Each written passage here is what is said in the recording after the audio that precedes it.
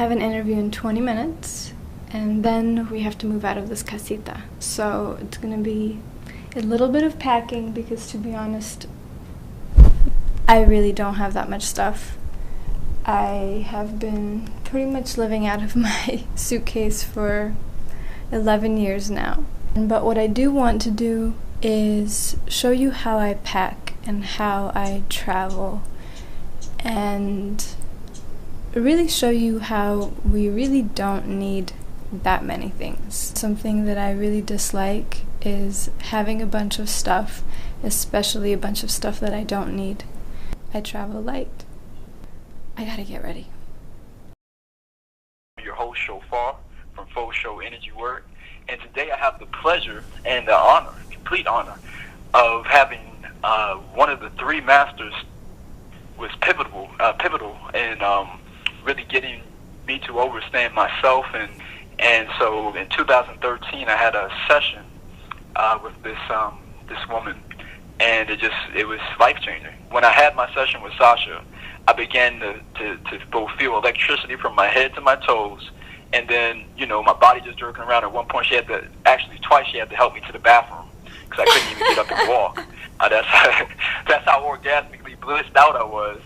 And then the other thing was, it's like scenes from my life were just firing. Like I could see these scenes. So could you speak a little bit to that about what was meant there? Is like how powerful, how we hold ourselves back. Yeah, it's everything in society is created to disconnect you from yourself. And the you that you are, or this energy that you are, it's God. It's divine. It's so powerful. It's powerful beyond your imagination. So most people live a life without having true access to this power, without having true access to this godly self that they are. So in the energy work, it's created to have that energy come back to reclaim you.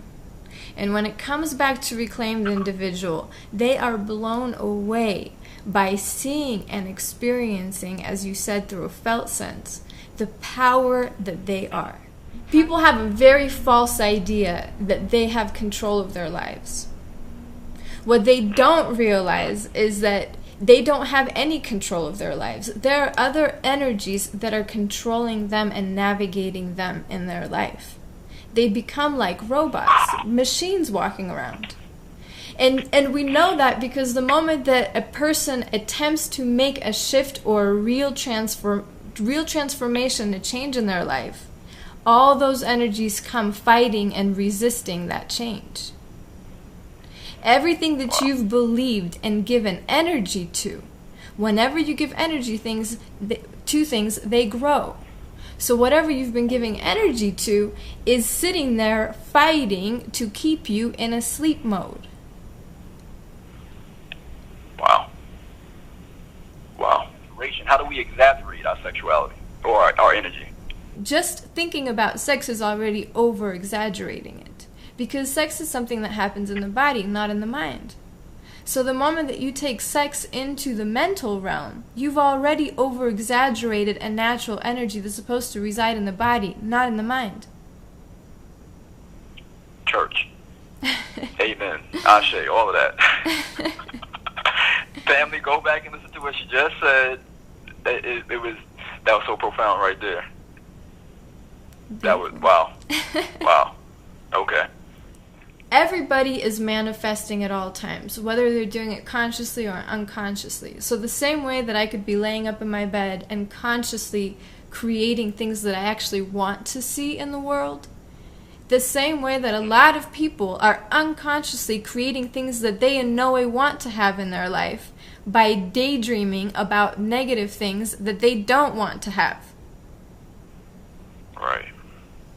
So it's very important for people to understand the power that they carry so that you're conscious and put a lot of intention into what kind of energy you're feeding in the ethereal planes, knowing that everything that happens in the ethereal plane, in the mental plane, is actually material and will manifest into the physical world at one point or another.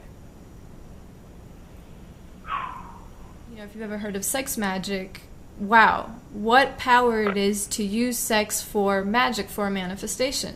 Now, on the flip side, how many couples do you know, or how many people do you know that hook up and start thinking all kinds of negative things when they're having sex? They can get together with their couple and be thinking, I don't want this man or I don't want this woman to go off with another man. Now, you start visualizing that. If that thought even crosses your mind while you're having sex, you better drop it immediately.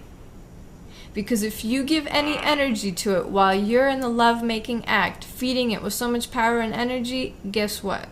It's going to manifest. But it's going to manifest because of your creation and using the sex magic unconsciously, rather than you just saying, oh, I knew this was going to happen. Because I feel like with the internet being as readily available to us as it is now, and this overload of information, we are polluting ourselves more than educating ourselves.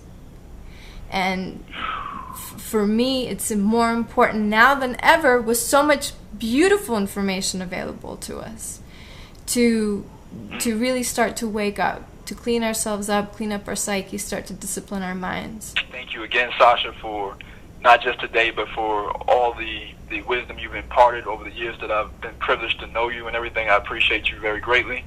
You know, again, you're one of those masters that have come in my life and reminded me, you know, of my own self. And I hope through this talk that some people out there are being reminded of their own greatness.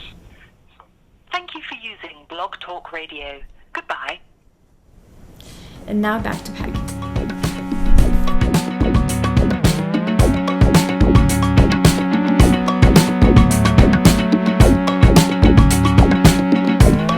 I'm about to run out of battery. So the short version, this is all I'm bringing with me. This suitcase right here, backpack right here, for the next 8 months. That's it. This is basically everything that I own. This that stays, and this that comes with it. Easy.